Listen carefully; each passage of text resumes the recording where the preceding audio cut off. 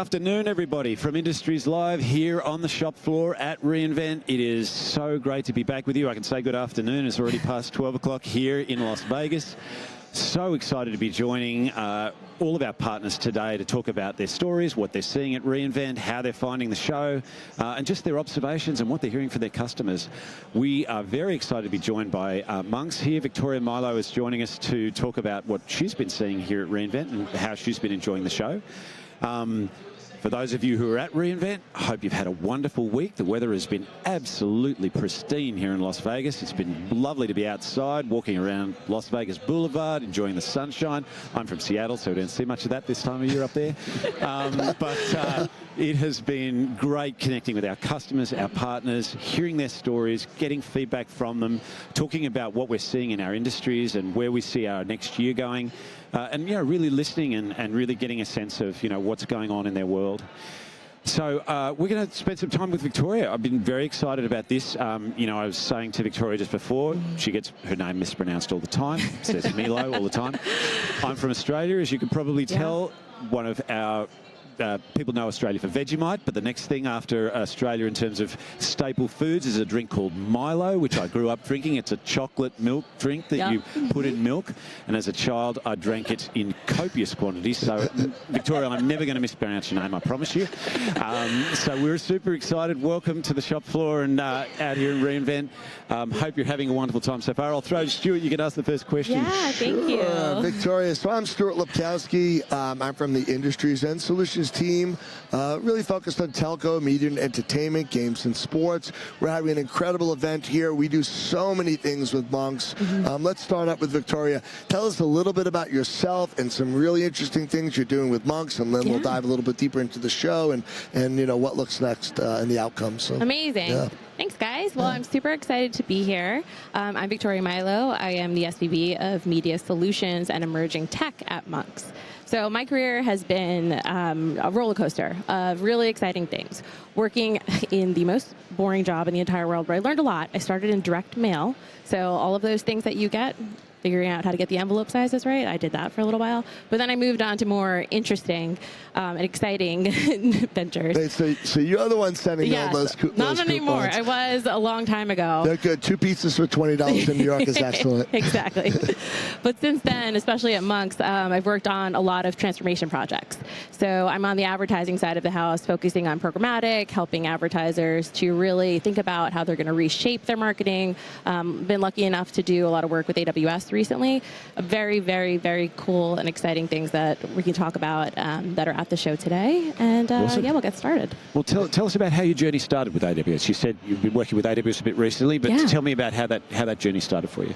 Oh, man. So AWS, it started with Lewis Smithingham and Christina Bender, our Amazon partner over here. So I actually started... Lewis gets a bell? He loves that bell. Lewis gets a bell. We've done some incredible things. We have to mention Lewis. Of course. So I've done a lot of work in the Gen AI space, and particularly when it comes to advertising. How are advertisers creating synthetic media? How are they getting into market? But really on the AWS front, how are broadcasters or customers in media entertainment transforming how they work? So started working with Lewis and a lot of broadcasters on the copper to cloud conversations, how they're starting to basically implement change management within their organizations and unlock a lot of creativity that comes from there. So I've done a little bit of that work. We've done some really cool projects with a lot of our entertainment clients on humanizing what Gen AI could be. I mean, it's an incredibly overwhelming space. Gen AI is a hot topic. I'm sure you guys, that's why we're talking about it. People love it or hate it. Why don't you tell us, maybe give us a bit of an example, maybe walk us through one of the examples that people might find, might resonate with people. Yeah, okay, I'm going to tell you one of my favorites. Oh, yeah. So how do we humanize what Gen AI would be? So we're working with a major entertainment company who is launching a new show that may or may not have something to do with flying animals.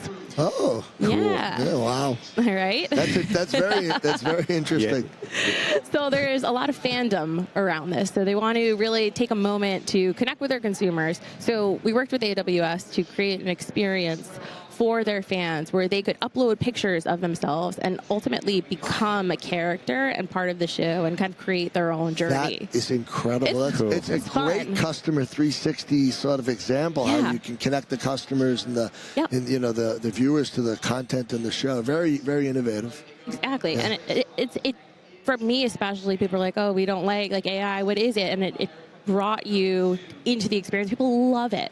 So if you get a moment, take a look at that. Fantastic. And do you see that as a path that's going to continue? You see more and more examples like that going forward? Oh, completely. With Gen AI in general, I think one of the biggest conversations I'm having with my customers, it's not are you going to use Gen AI in your workflows or not? It's when. When and how, right? And how, exactly. If your partners are using it, the tech infrastructure you're on is already starting to integrate it.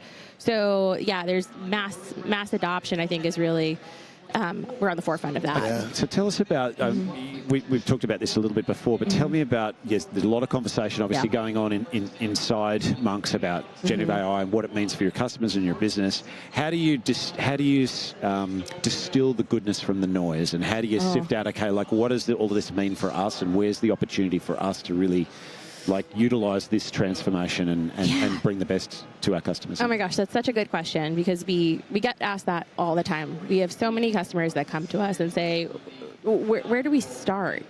How do we even think about this? So the background that I come from too, just working on media transformation or advertising transformation for clients, we think about 3 principles, really. What do you want to do? So we're going to design a solution for any of our customers based around, these are my 3 principles.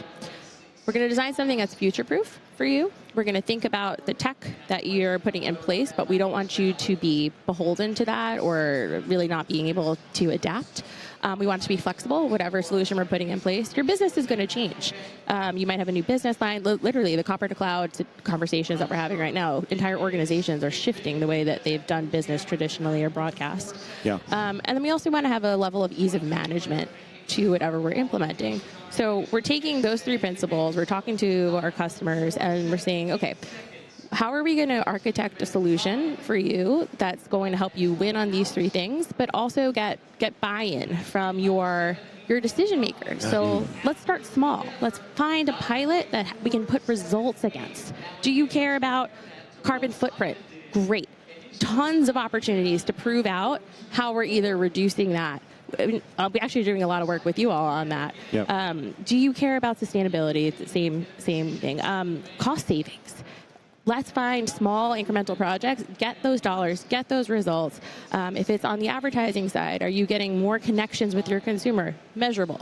And then we can expand out. You're really touching on those key points that the executives in the industry are looking for the answers on. And I love how you've packaged this up and you have a very succinct process and a wrapper around it. Can we go a little bit deeper and maybe share some of the sound bites and the things you're hearing from the execs and some of the hurdles they want to overcome in cloud adoption? That would be great to dive deeper in that. Oh, sure. Lots of hurdles. Yeah. That's, I think. Some of the biggest ones is what we find with a lot of our customers is the push to modernize, to adopt Gen AI. It's here, but there's really 2 camps. There's people who are overwhelmed by change, resistant to change, like it's worked for as long as we have. Yeah. Let's keep it, don't fix what's not broken. And then there's usually a group of innovators within an organization. So finding the balance of how to please both groups. And ironically enough, it usually comes from a conversation between the CTO and the CMO. So our CMO role has changed a lot. They're really focused on monetization instead of just pure play marketing, but they need a partner with the CTO in a way that they never have before. Yeah. The technology that they need to be successful, to frankly make their business money and successful, is in the CTO's hand. So the dynamics have changed. So I think that's one of the biggest hurdles. That's the macro hurdle. And then just where to start picking a pilot. Yeah, 100%. I mean, it's very familiar. We have those sorts of conversations with our customers and partners a lot. And I think the interesting thing you said there for me was that balance and shift in many ways in dynamic between CTO and CMO. Tell me about, I know that you you said before that for some customers and partners, they're very excited about the idea of like, you know, generative AI is a bit of a buzzword. It's like, okay, I want to do generative AI. I don't really know even what it means, but I need to do it. But tell me about that, how that plays into bigger conversations around, you know, we talk a lot about how that plays into modernisation of their applications. It talks about data, security. Like, tell me about how you balance that conversation with the excitement of the shiny thing and the thing that we think we need to do because it's going to change our business, but balancing that against, like, we need to think more holistically perhaps about, okay, we need to think about our data, we need to think about our security, we need to think about our app modernisation. Tell me about how that plays out for you and your customers. Yeah, that is another great question and a conversation we have often. One of a phrase that I repeat often that I think our marketing team is probably sick of me saying is that media problems aren't just media problems anymore. Exactly what you were saying. They now have our data. They have their security risks about that. So I would say the biggest piece of advice I would have for any customer going through this is pick a partner that has experience in a lot of different areas. You don't just need a pure implementation partner. You need a partner, not unlike Monks, who has a strong history in data foundations, in security, in infrastructure. They understand ways to connect to advertising as well as integrating the content that comes from that. We have the technology we developed, it's called Monks Flow. It's our AI suite. And what I love about it is it's really interoperable. There are countless AI partners out here. I mean, look behind us. There's you know 1,000 people. Yeah, the show is full. The show is full with everybody. Yeah. So our customers are probably going to work with many of them. Yeah. They'll have a core partner like AWS, of course, but the technology and the partner that you want to work with for implementation and transforming you through this needs to be able to integrate with the solution that's right for you, your tech stack at the moment. Yeah, we're seeing a really common theme in the cloud adoption, and at the show is the partner integrations and the components that bring all this together. And I love what you guys are doing in that space. It's becoming really a staple for the industry and helping us change the game. Give us just a little deeper dive into the Flow product and what that does and how that helps innovators. Oh, yeah. Okay. So Flow, I could talk about it for, it'll probably take the whole rest of the time to talk about this. I didn't say Lewis again. Flow gets a bell. Flow gets a bell? All right, let me see how many times you can ring the bell. So we actually launched Flow about a year ago. So at Monks, we took a big bet. We have really been innovators. We brought a lot of companies together, and each one of those companies at its core was born out of a need for innovation. I came from the advertising and programmatic space, really where that was coming into market and mainstream. So transforming that piece. So Flow, it's our AI managed service solution, and where it's very modular. So for customers, we have a diverse set of customers, content clients, infrastructure, media, entertainment, anything like that. So it's solving what the client's needs are at any specific moment and letting you grow into it. So in my personal world, I spend a lot of time working with platforms that are launching algorithmic-based campaigns and bidding.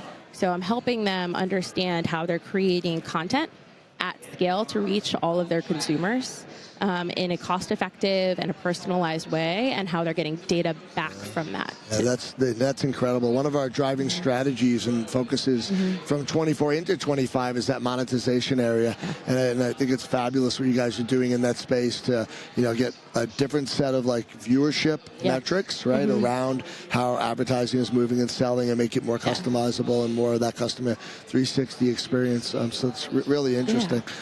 Have you seen anything on the show floor that you want to talk about that you may find is a little different or interesting in the cloud? Yeah. I saw, well, yes. I know where you're going with this. We were talking about this earlier before we went on air. I went to your live production booth, and literally where this is being streamed from, and I walked in, and they showed me all of the tech or lack of hardware that was there. This is all being broadcast from the cloud. Yeah. It's pretty cool, huh? The server was this big. Yeah. It was small, which was wild, and I think that was really impressive to see, because I've seen past iterations and like all of the people, the scale, the infrastructure required. The trucks. There's no trucks. The trucks, the generators, the food trucks, all the things that go, Yeah, Yeah. So It is game changing for what's going on in the industry. And they stood that up in a day. Yeah. So they're standing up a live production, multi-partner integrated offering for the industry, natively running out of the cloud. It's a little bit of hybrid because you still have on-premise some equipment. Clearly the cameras we're using today, but it is game changing and very innovative. And we expect that to continue and grow and move as the industry shifts and changes, and as we introduce new offerings to the industry as well. Yeah, 100%. I guess I'm interested from your own perspective, Victoria. Like you come along, and we all come along to events like re:Invent. It's overwhelming. There's so much. There's so much going on, and balancing pace of innovation, change, everything that's going on, with trying to with needing to keep your eye on the prize and being focused on your strategy, where you're going. How do you do that in your role? How do you take in everything that's going on around you at an environment like this, but also say, okay, we need to like balance that against like ensuring that we're delivering against our strategy and where we're going for our customers? Yeah. It is a challenge. It is a challenge because I want to try about 45 different things just coming out of here. I want to be like, okay, I have so many ideas for my customers. Yeah. At the end of the day, you have to think about, okay, where, again, back to goals. What's the impact that I want to make? Can I be successful in this particular avenue and show results to the people I need to show results to? I think one of the really cool things that I was excited about, and I think a lot of our customers can benefit from, now that their production's in the cloud, all of a sudden they have a million different ways that they can broadcast like they never could before in local languages in real time.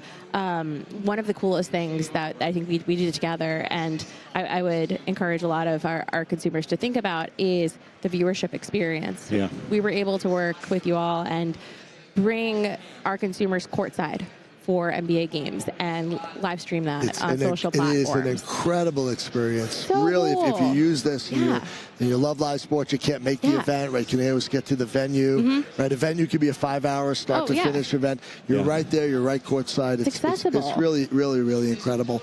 Let's talk about what's next with Monks and any thoughts there as we wind down and bring some final ideas. There's a lot. Oh my gosh, the list is countless. So I'm really excited for a lot of the work that we're probably going to do together in the next few months and year. You'll probably see a good amount of it at CES. What I'm really interested in is the personalization that we haven't been able to give the consumer without either live broadcast capabilities. I personally, this is the nerd in me, I'm really into emotional resonance and targeting and making sure the content actually connects with the consumer in a way they didn't even know we needed. That is very deep and insightful. Yeah, it's very deep and it's very nerdy. It really is, and it's really touching where content is headed, and it's been there for a long time, but it's allowing us with the latest technology to really reach out to customers and bring them closer to the content and understand what they want to see, and use personalization to bring them more of that content and really deliver that feedback to the production houses that are making this content. So it's really interesting that you bring that up, and I think it's, it's touching in a way. So I'm going to tell you what, one more bell. Are you keeping score? How many bells you do I have? 4 bells. I have 4 bells? Okay. Do I win? You win, absolutely. Okay. I don't think we hit 4 bells yet today. Michael, any closing thoughts? Look, it's just fabulous to have you here, Victoria. I've really enjoyed hearing your thoughts and your insights. I mean, anything else you wanted to sort of share with our viewers just in terms of other things you've experienced so far at re:Invent? Any tips or tricks for people thinking about what to get the most out of being in the room? Gosh, well, definitely stop by the Monks booth. We have Sir Martian, who is our AI-generated robot, who will draw a picture. Oh, you have to see this. It's cool. Anyone at the show has to. This is incredible. Yes. I have actually seen him. Okay, everybody, I'm Stuart Lepkowsky from Industries Live. Thank you to Michael Schmidt. Thank you to Victoria Milo. Thank you, thank you, thank you. Next, we have Yanan Kostika from Wiz. Thank you again, and we'll catch you in the next episode. Thank you. Thanks, Victoria.